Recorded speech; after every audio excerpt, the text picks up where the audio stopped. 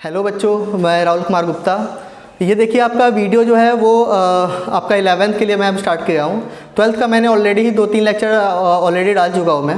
तो यहाँ पे 11th के स्टूडेंट्स जो मुझे पहले से जानते हैं, ऑल्दो मैं यहाँ पर यूट्यूब पे क्या हूँ, नया हूँ। मैं ऑफिशियली वैसे ऑफलाइन तरीके से 2 साल से पढ़ा रहा हूँ, ठीक है। और एक्सपीरियंस मेरा तो पढ़ाने का वैसे 5 साल से है, लेकिन ऑफिशियली जो कहा जाता है कि एक प्लेटफॉर्म पे पढ़ाना, उससे मैं 2 साल से, मेरा तीसरा साल रन होने जा रहा है, ठीक है। तो यहाँ पर मैं फर्स्ट ईयर का सिलेबस लेकर आऊँगा आपके पास, ठीक है। और आपको क्या करना है, मैं यहाँ पर तो आपको कंटेंट देने के लिए आया ही हूँ, लेकिन आपको चाहिए क्या, देखो आपको पता होगा, ये वीडियो आपको जब भी पड़ी होगी तो आप एक पीरियड देखोगे, उसका डेट देखोगे, ठीक है। तो आपको पता चलेगा कि इस समय पूरा देश रुका हुआ है, यानी लॉकडाउन का समय है ये। तो मैंने इसी पर्पज़ से लेके कुछ स्टूडेंट ने मुझे रिक्वेस्ट किया कि सर आप ऑनलाइन आइए, क्योंकि बैठे बैठे टाइम नहीं कट रहा है। तो क्या होना चाहिए, हमेशा इंसान को किसकी तरफ भागना चाहिए, हमेशा कुछ लर्निंग की तरफ भागना चाहिए। तो ये मेरा छोटा सा वीडियो आपका 10th वाले ही 11th में देखोगे, या कुछ 11th कुछ आपके क्या हो जाएंगे, प्रिपरेशन वाले भी होंगे, तो उनके लिए भी ये वीडियो क्या होगी, हेल्पफुल होगी, ठीक है।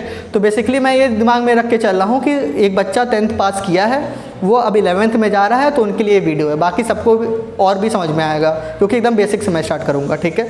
तो यहाँ पर आपका 11th केमिस्ट्री में पढ़ाने जा रहा हूँ। मेरा इंट्रोडक्शन ले लीजिए। मैं राहुल कुमार गुप्ता, मैं एक NITian हूँ। मैंने इलेक्ट्रिकल इंजीनियरिंग किया है NIT पटना से, ठीक है।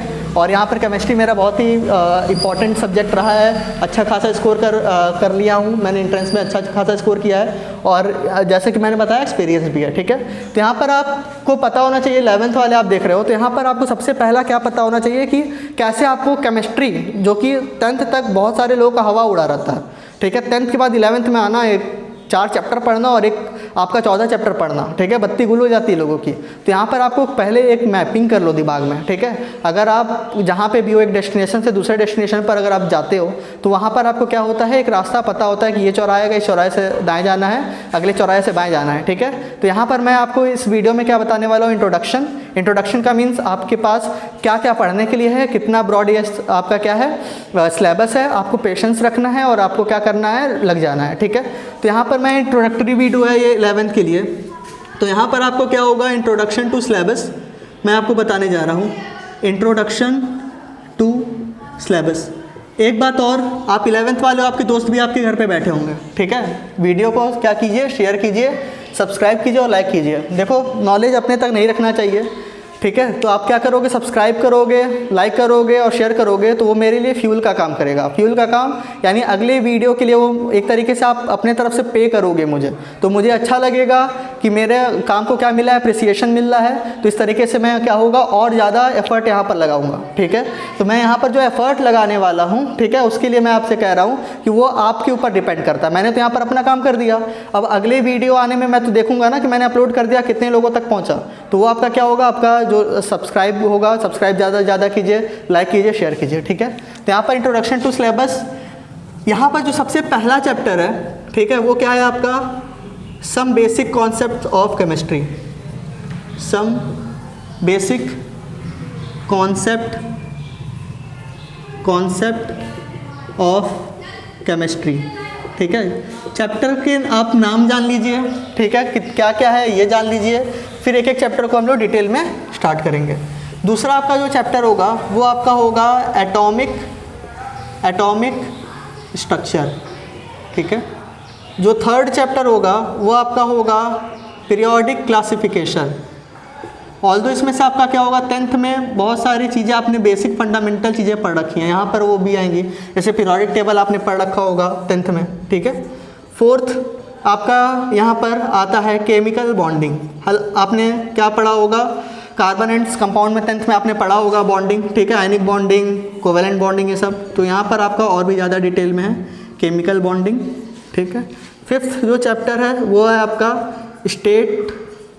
States of matter. आपको पता होगा, बेसिक सा इंपॉर्टेंट मैं बता रहा हूँ, states of matter, solid, liquid, gas. तो इसमें कौन कौन सा पढ़ना है, यहाँ पर इस फर्स्ट ईयर में आपको पढ़ना है लिक्विड स्टेट, और दूसरा कौन सा है आपका, गैसेस स्टेट। सॉलिड स्टेट आपका किस में है, आपका सेकेंड ईयर में है। सिक्स्थ जो चैप्टर है वो है आपका थर्मोडायनामिक्स, ठीक है, थर्मोडायनामिक्स। इसको मैं देख लेता हूँ। ये देखो बहुत ही यूनिक नाम सुना होगा अब तक के लाइफ में, थर्मोडायनेमिक्स। थर्मो मीन्स थर्मो आपका आया है थर्मल से, डायनेमिक्स मीन्स होता है जो आपका मूव कर सके, ठीक है। तो यानी यहाँ पर आपका क्या होगा, थर्मल एनर्जी के मूवमेंट से रिलेटेड कुछ चीज़ें पढ़ेंगे, ठीक है। तो यहाँ पर आपका क्या हो गया, भी तो ये एक बुक भी कवर नहीं हुआ एनसीईआरटी के 2 पार्ट में। तो एनसीईआरटी का पहला पार्ट जो होता है वो 7 चैप्टर से आपका कंप्लीट होता है, और इसका जो लास्ट चैप्टर आता है वो होता है इक्विलिब्रियम, ठीक है। इक्विलिब्रियम मीन्स क्या होता है आपका, इक्विलिब्रियम आप बोलते हो लाइफ में, डेली टू डेली लाइफ में यूज़ करते होगे, ठीक है। तो इसी तरह यहाँ पर आपका इक्विलिब्रियम पढ़ना है आपको, और 2 तरीके के इक्विलिब्रियम है इसमें, 2 यूनिट हैं, केमिकल इक्विलिब्रियम और दूसरा है आपका आयनिक इक्विलिब्रियम। ये जो चैप्टर है ना, ये वाला चैप्टर और ये वाला चैप्टर और ये चैप्टर, ये आपके जेईई मेंस में कभी इसको भूल कर आपका क्वेश्चन आ ही नहीं सकता। नीट हुआ, जेईई मेंस हुआ, जेईई एडवांस हुआ, आपके इस पर्टिकुलर चैप्टर से भी आपके क्या है, क्वेश्चन हमेशा आते हैं, ठीक है। ये फंडामेंटल क्लियर होना चाहिए ये चैप्टर्स के, ठीक है। हर एक पे फोकस कीजिएगा, बढ़िया से पढ़िएगा, ठीक है। ज़्यादा से ज़्यादा लाइक सब्सक्राइब कराइएगा, तभी तो मज़ा आएगा, उतना ज़्यादा एफर्ट मैं डाल पाऊँगा। तो ये आपका क्या है, सिलेबस का अभी हाफ पोर्शन हुआ है, डरना मत, बहुत आसान चीज़ें हैं। तो यहाँ पर आपका क्या हो गया, ये पहले एनसीईआरटी का में आपके एनसीईआरटी के अकॉर्डिंग ये क्या है, आपका पहले पार्ट की एनसीईआरटी है, ठीक है। तो यहाँ पर आपका क्या हो गया, 7 चैप्टर आपको दिख रहा होगा, आप इसे पॉज करके नोट कर सकते हो, ठीक है, या फिर आपको पास बुक होगी। तो इसमें अब आगे आते हैं।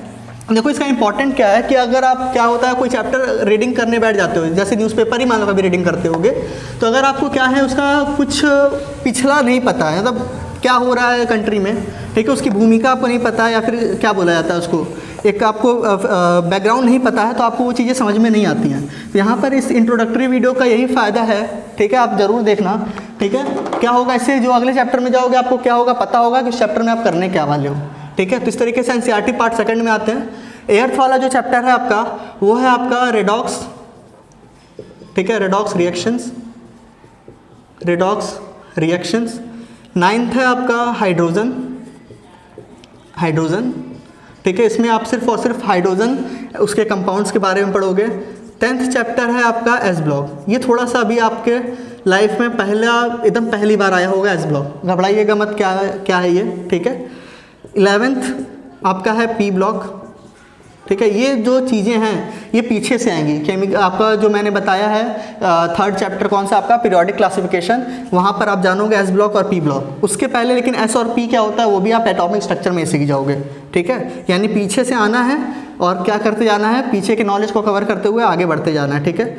S block, P block. फिर इसके बाद आपका आता है जो 12th नंबर का चैप्टर है वो है आपका बेसिक, ठीक है, basic concept of organic chemistry,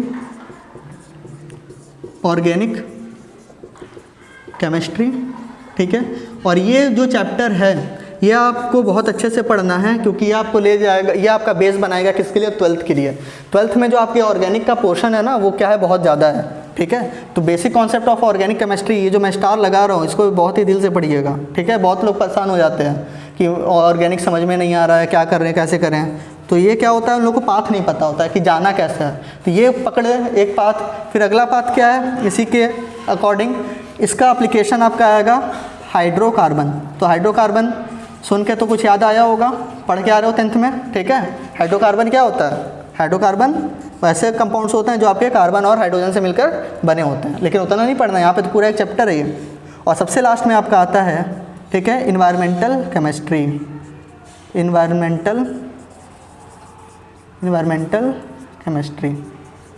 ठीक है। तो ये आपका एनसीईआरटी पार्ट 2।